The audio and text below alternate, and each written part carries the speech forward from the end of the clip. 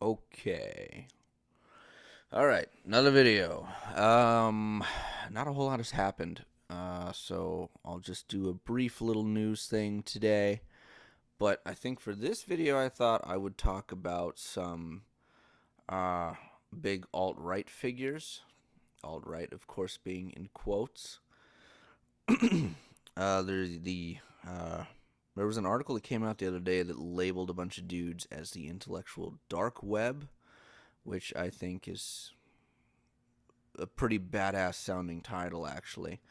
Um, a bunch of the guys who fell under that label resented it and made fun of it, all kind of in one big happy bundle there, and it was pretty funny. Um, I think it could have been a little bit more badass. I mean, if we're going to go that far, we could call it like the Intellectual League of Shadows or something. I think I posted that on Twitter. I don't know. I'm sure we could really have some fun with it and get creative on that one. Seemed kind of like a low effort, but good initiative. Anyway, so these guys all have very diverse opinions, and they immediately howled at being labeled like that. Some of them were like, "We're not all right. We're not even right." You know, Dave Rubin was like, "I'm a liberal," and blah blah blah. We all know where they stand on all of these things, and if you don't, then just go listen to them, or you're more interested in labeling them in the first place. But I think that it's important to look at the differences between them and what areas that makes them particularly effective in, and in what areas that doesn't make them very effective in. Because they each have their own little niche, and one guy is not going to be able to do his shtick as well in somebody else's niche. Oops, that was an accident. So I don't know. It says a lot about where they're coming from, like what their value systems are, what their methods are, what their ways of thinking are, and also the arenas in which they're involved too, is important. So I thought I would just list off a few of the big players and say kind of where I'm coming from, and in contrast to that. Um, so then maybe you'll get a better idea of me too, which would be good. But anyway, first off, just the two little bits of news that I wanted to talk about, which would be Korea and Iran. So Korea seems to be making nice with its other half. Of course, that applies to both halves of Korea. Anyway, and it was really just kind of unprecedented, just out of nowhere. Kim Jong-un took this weird little train trip up to China. Nobody really knew why. And then a couple weeks later, boom, he wants to meet with Trump, and he wants to meet with South Korea, with Moon or whatever. And now they're playing nice, which is great, actually. It's really good news. The media hated the idea because everybody gave credit to Trump for it. So in fine fashion, they decided to ignore what they could of that and attribute it to other things, whatever they could. Very entertaining to watch some Scrabble on that one.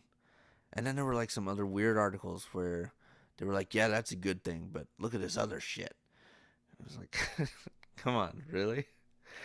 Um, so yeah, and everybody's been talking about like giving Trump the Nobel Peace Prize, and then somebody asked him if he thought he should get it, and he's like, everybody thinks I should, but I'm not gonna say that.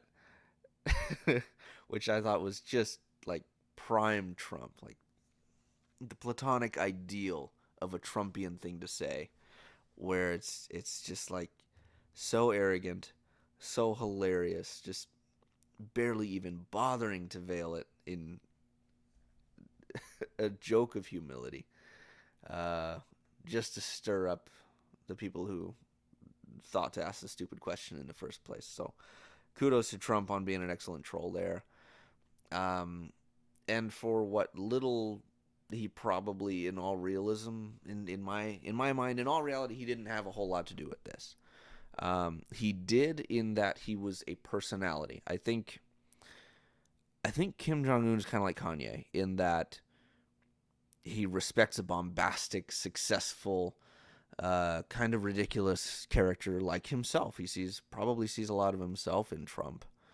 Um, and I know people are gonna howl at that one, of course, but whatever. Fuck you. Um, so I don't think it was off the mark for people to say that Trump had something to do with it. I think Trump just piqued Un's curiosity more than anything, and was like, I want to meet this crazy dude. He looks entertaining. Because I mean, Kim Jong Un is a crazy capitalistic bastard too. Drinking his Hennessy all the time and watching basketball and all that jazz. I mean, he's a character, and he can appreciate another good character. I guess that's all I'm really trying to say on it. But Obama was not a character, not in the way that Kim Jong Un would be interested in. So if that's what helped bring the barriers down, so be it. I mean, it doesn't make Trump a better or worse person, but just by being who he is, if that helps bring peace to the Korean Peninsula, well, who am I to gainsay it? Um, so yeah, that was all very entertaining, and it looks like they're actually really trying to make this work too.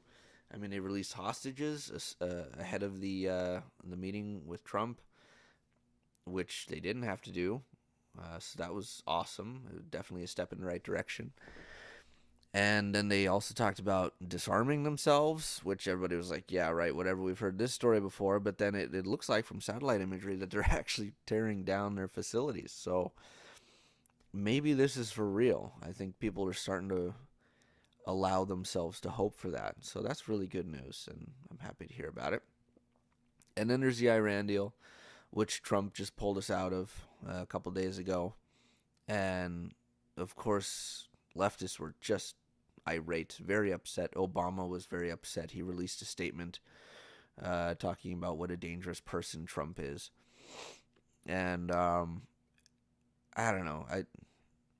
I could kind of go either way on it. I just don't care about Iran, I guess, is my deal. I don't think it really matters. They could be wiped off the face of the earth tomorrow. I'd be all right with that.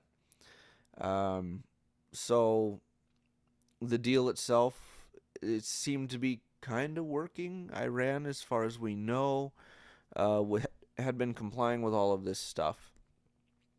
But that doesn't mean that it's a good deal. It just means that Iran is playing nice for once. But then also Mossad brought back a whole ton of smuggled documents talking about how they had cheated on stuff before. And of course, anybody who really trusts Iran at all anyway is kind of stupid.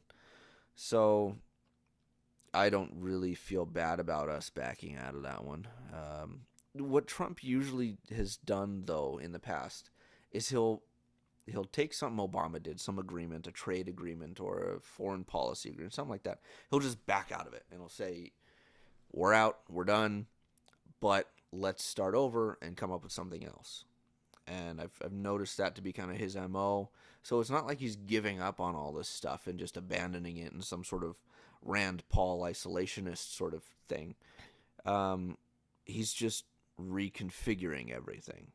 So he institutes his tariffs and then meets with all of these other people from those countries that he just slapped a bunch of tariffs on, saying, "Okay, let's figure out how to rebuild this from the ground up so that America is prioritized, so that America isn't disadvantaged in the interest of globalism." Do I think this is a good method by the book? No. I think everybody who's coming out and saying this is a terrible idea, you shouldn't do that, I think they've got a great point. But at the same time, we're talking about Trump here. And to the rest of the world who don't have to live with him and, laugh at him every day, in some ways they kind of respect him. And he can get away with a lot more just because they are afraid of what he's going to do in the interest of America first. They'll let him get away with stuff that we here in the United States will never let him get away with just because we're already here and we don't have to. So just by virtue of his bravado, I guess, a lot of stuff works out for him on that sort of in that way. And I think that's kind of what's going on here. So he pulled us out of the Iran deal, and the day after, Iran started attacking Israel from locations in Syria.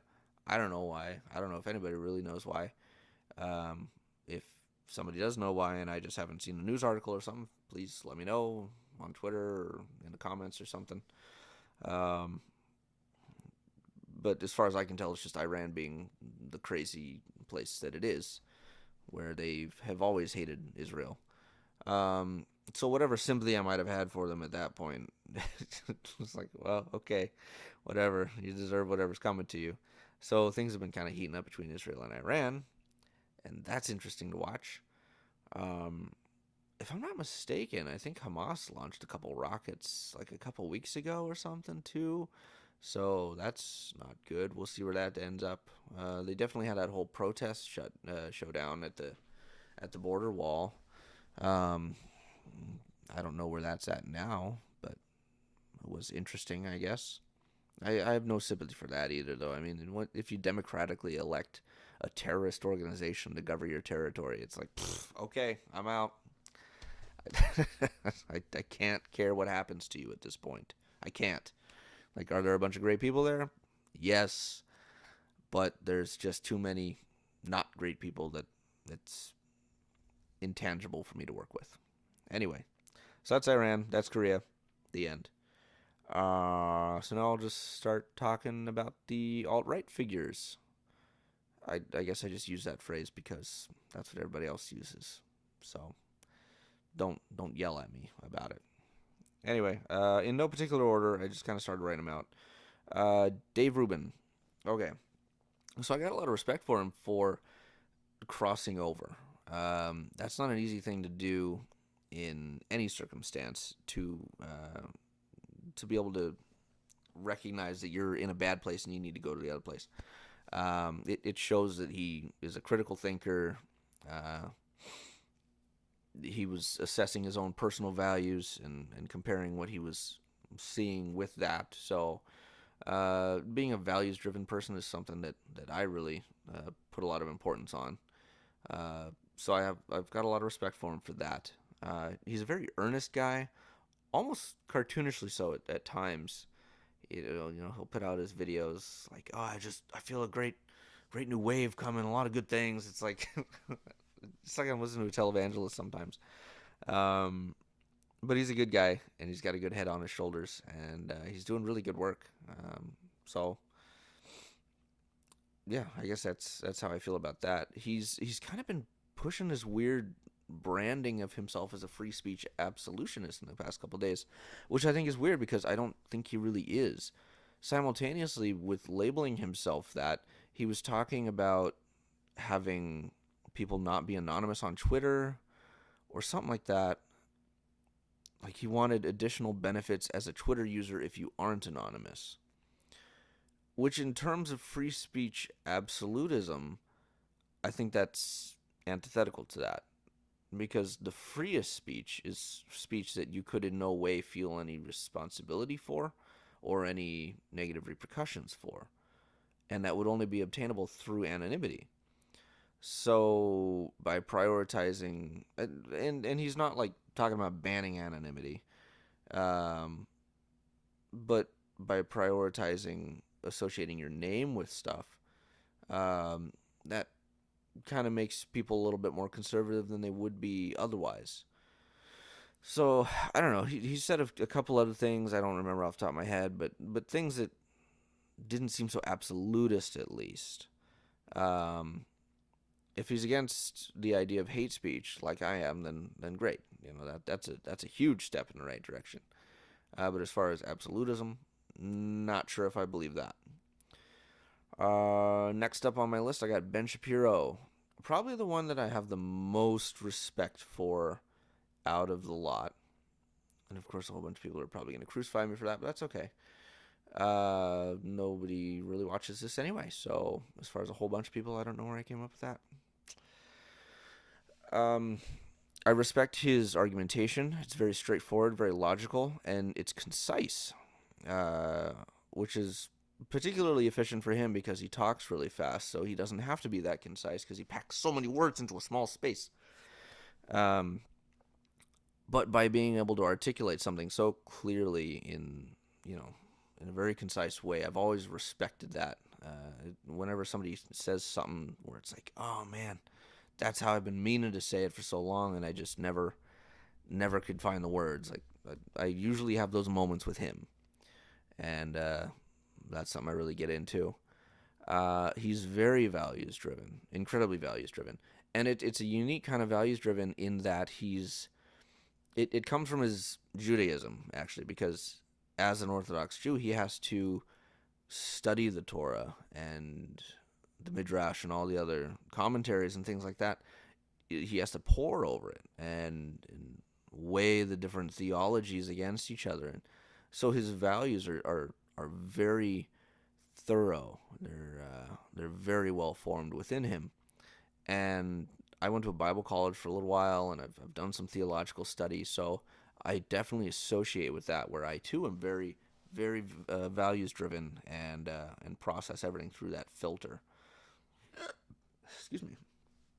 But one of my values is kind of libertarian. So in that respect, a lot of times I can suspend my own values to accommodate someone else in that, in libertarian values. So it might not always look like it, but yeah, I mean, I definitely process things in a similar way there. As far as things that I don't like about him or disagree with, his podcast can be a little bit obnoxious when he does like his fake laugh thing, so that's not fun. But he usually makes up for it at some other point, like when he sang that song from Les Mis. That was pretty great, pretty golden. He's like a little old man. He really is. Just it's kind of funny sometimes seeing him on social media in particular, where it's like you're just an old guy in like a young man's body, which isn't like a fault, but it's just a quirk, and it's entertaining to watch. Okay, what else? Jordan Peterson up next. He is incredibly well learned, and I've got a ton of respect for that. Um, Everything that he claims, all the things that he asserts, he can back it up from his profession or by his studies, one or the other. So that's really good. He doesn't throw anything out without cause. Um, I like his argumentation style. It's a lot more Socratic, so he will ask questions a lot of times to try to draw people into the conclusions for themselves that he wants them to get. The Channel 4 thing with Kathy Newman was just fantastic. I could tell he was definitely trying to do that for a while, but at some point he just kind of had to drop the bomb on her because she was just so fucking thick. Um, my only beef with him is that a lot of his claims, although they may be backed by evidence, they're still generalizations. So he'll make assertions about like gender roles and things like that. Women are supposed to be this and men are supposed to be that. And it's like, okay, even if that's true for the majority, there's still going to be a lot of people who don't identify with that. And at that point, you've just absolutely lost them. So in the debate between Jordan and whoever he's debating with, you just lost a big part of your audience right there, just by virtue of them not being able to identify with what you're saying. And it's not something I can fault him for, because his points are usually sound from a statistical point of view, but not from a pragmatic point of view, as far as showing the most amount of people that you're right. Um, so yeah, I think that would be his one main hang up there. Let's see what else. Oh yeah, Sargon. Okay, I haven't watched too much of his stuff, but I've seen enough to kind of get a good feel for the guy. I like the way he thinks. I like the way he reasons.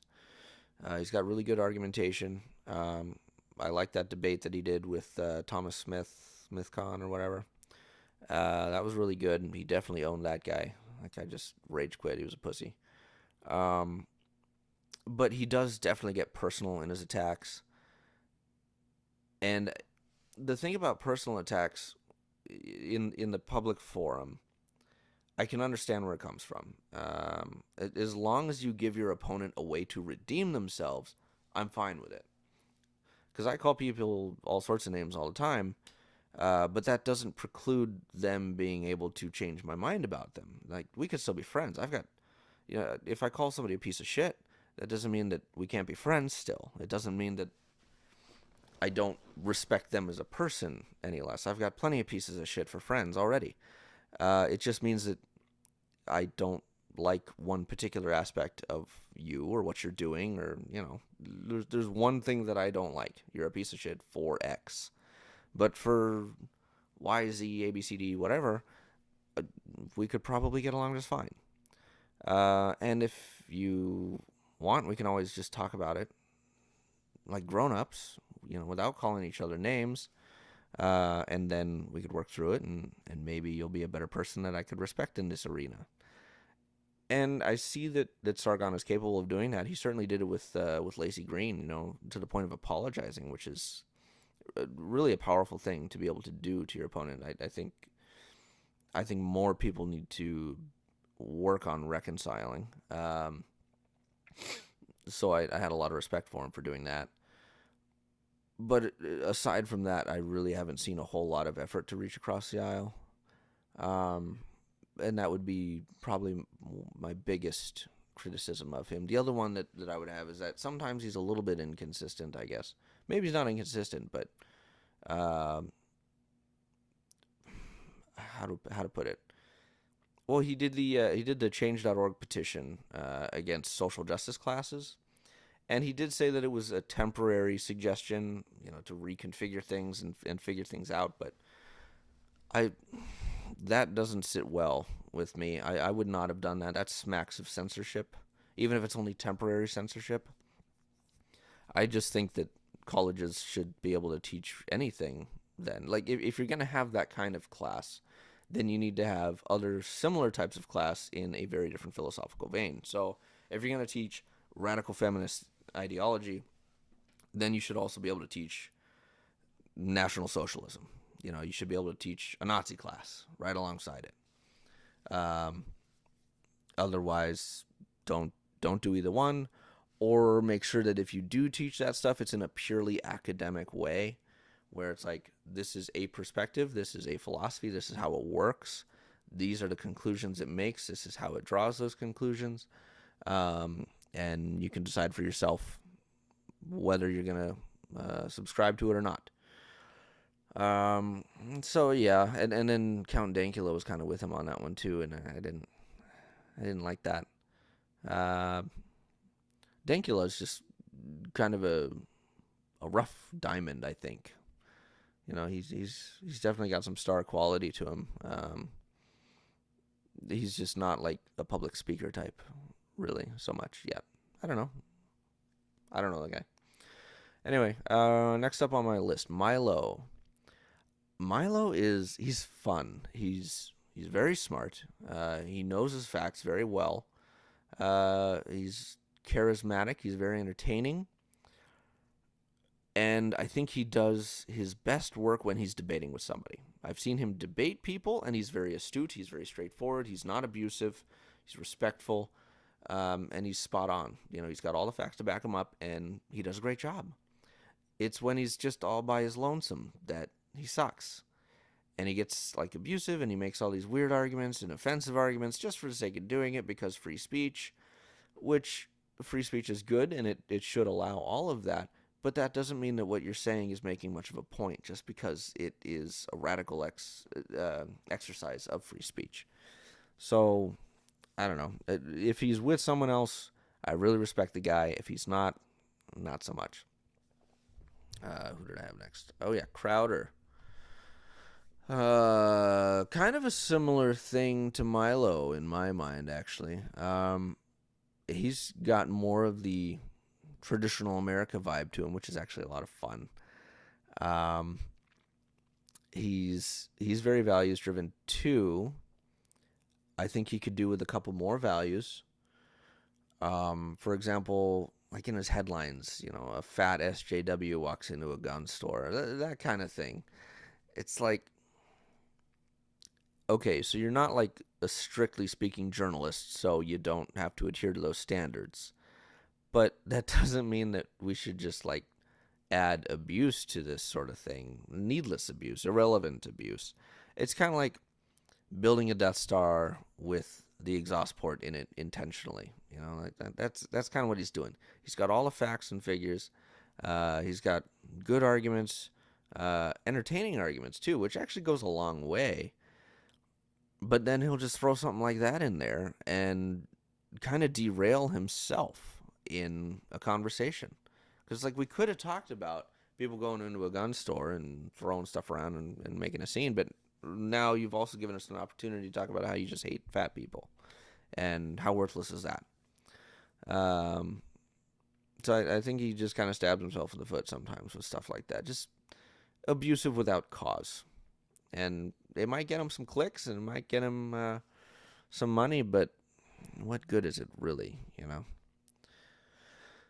Otherwise, his change my mind thing is great. I think that's a fantastic format, and I'm very happy with how that is structured. He didn't show a lot of empathy. That was my one criticism with that. Like, he's absolutely right in what he says, but that doesn't make him right in terms of the debate. It doesn't help him win all the time. So if he was able to consider what the other person is thinking and feeling and talking about, maybe he could address that more directly and be more effective in convincing them. That's all I got for Crowder.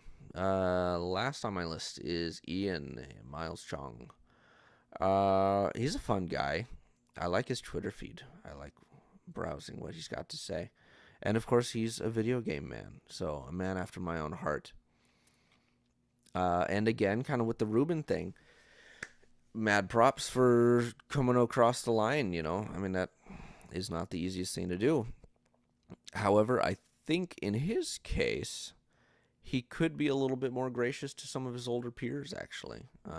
That would be like a suggestion I would have if I could presume to make a suggestion to him. It would be that. Like, he could still do a lot of good as far as they're concerned if he would just be a little more willing to talk to him, I guess. And I can understand why he doesn't. I don't know a whole lot about what it went into him crossing over, but yeah, I don't know. I don't know what to think about it. I think as I'm debating more with Gamergate and SJW people, I'm not really debating with Gamergate people. I pretty much am a Gamergate person, but the more I talk to the SJW people on the other side, the more I realize that I don't think either side is very incentivized to repair things at all, to meet in the middle and be like, okay, you guys did this right, you guys did this right, so now if we could just focus on doing those right things together, maybe this wouldn't have to be an issue anymore. I don't think anybody wants to get there. I think everybody's got their websites on this side that they're writing for, and everybody's got their websites on this side that they're writing for, and everybody's making money, so why quit? You know, it's like 1984 at this point. And that'd be my biggest frustration, I think, at the moment. I'm on Twitter trying to talk to people, and people are blowing me off like, "Oh, you're subscribed to Ian." Wow, wow, wow, wow. You know, it's like, oh, okay, sorry. You know, I'm subscribed to people on both sides of the aisle. A lot of people on both sides of the aisle, and I say nice things and not nice things to both. So I don't know. I try to judge the merit of the argument or whatever the person is saying more than the person themselves. And I think that's a bit of a lost art, unfortunately. Anyway, that's all I got for you guys. That's kind of where I'm at with a bunch of dudes. So, yeah, have a good evening.